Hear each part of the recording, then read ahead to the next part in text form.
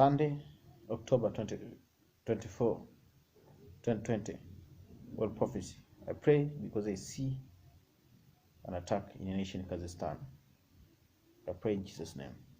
We begin with breaking news in Kyrgyzstan. The Prime Minister has resigned. Now, this comes straight after the Election Commission annulled the early results of Sunday's votes, and the Speaker of the Parliament has also resigned. Now, this comes after a night of violence where protesters stormed state buildings. Now, they're accusing the government of rigging the election in its favour. The protesters freed former President Almazbek Atambayev and other senior officials from jail. President Sooronbay Jeenbekov has insisted that he is still in control of the country. Well, Charles Stratford is on the line from the capital, Bishkek, to bring us the very latest. Charles, we've now had a dramatic resignation now. What more can you tell us?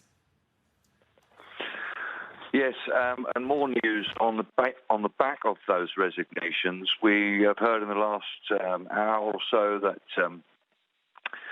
since then, Parliament session was indeed held in that hotel. It had been scheduled to be held earlier in the day, and we've been expecting it to have been delayed until tomorrow. It sounds very much as if the session was hurried through. We know that in order for any votes to be valid, there had to be 61 members of Parliament. That's a majority of one of the 120 members had to be there to make any votes. We understand that only 20 members made it to the hotel. I believe that's because of security concerns. The others, they voted with a letter of an attorney, a letter of attorney. But on the basis of that vote, we now have a new Parliament Speaker and a new Prime Minister in Kyrgyzstan. The Parliament Speaker is a man called Miktebek Abduldayev, who has been a Member of Parliament for 10 years or so. He's widely believed to have been pro-government throughout that period. More interestingly, arguably, is the appointment of a man called Sadir Japarov, who is the new Prime Minister. Now, when we were standing outside the parliamentary buildings this morning, watching the opposition supporters celebrating having taken control of that last night, Chaparov arrived. He had been freed from jail by opposition supporters. He was serving an 11.5-year jail term for kidnapping. They freed him from jail. He was welcomed with jubilation. There was big celebrations outside the Parliament building.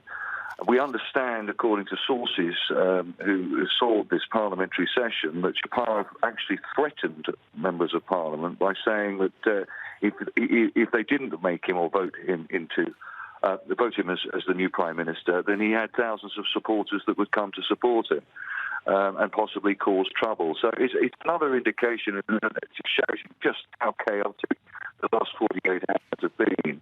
And of course, it draws in more questions of the legitimacy of any kind of leadership in this country going forward after these elections. There's enough distrust anyway with a Parliament following these elections that have now been annulled.